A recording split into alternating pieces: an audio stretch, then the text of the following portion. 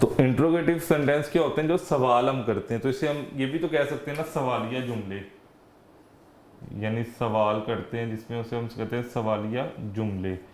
और इसकी पहचान कौन सा मार्क से होती है, इस क्वेश्चन मार्क से।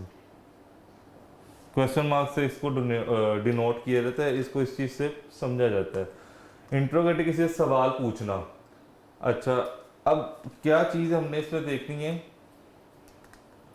जैसे he is rich,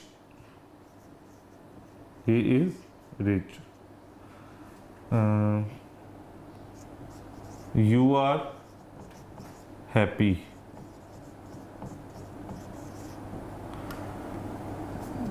they are friends,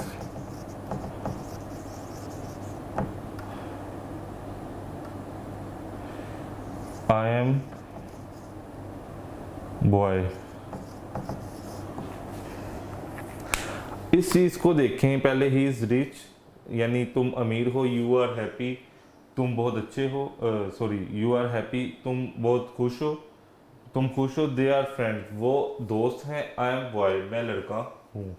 अब इस चीज को, ये तो सिंपल सेंटेंस है, अगर मैं इसको नेगेटिव सेंटेंस बनाना चाहूँ तो फिर इसमें क्या करेंगे, नोट का एडिशन करेंगे। और कब, इज एम आर के बाद, जैसे he is not rich, he is not rich यानी वो अमीर नहीं है, ये नेगेटिव को शो कर रहा है।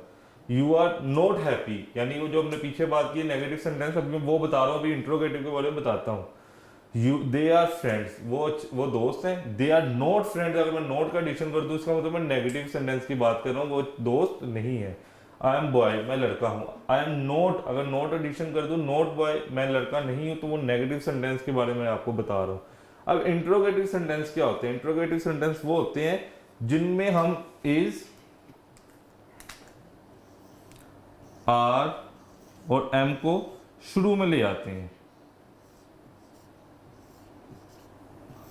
जिनको हम शुरू में ले आते हैं। जैसे अगर मैं इसको शुरू में ले आऊं, इज को शुरू में ले आऊं तो क्या हो जाएगा, अब इस चीज को आप स्किप कर दो, तो इज ही रिच यानी पहले मैं कह रहा हूं ही इज रिच, पहले मैं बता रहा हूं कि वो अमीर है। अब मैं पूछना है उससे, सवाल पूछना कि क्या वो अमीर है, तो इज को मैं शुरू में ले आऊंगा, बाकी वैसे रहेगा इज ही रिच, बस आपने एज को स्मॉल कर देना और इसको भी स्मॉल कर देना है आपने, यानी इसको ऐसे लिख देना है,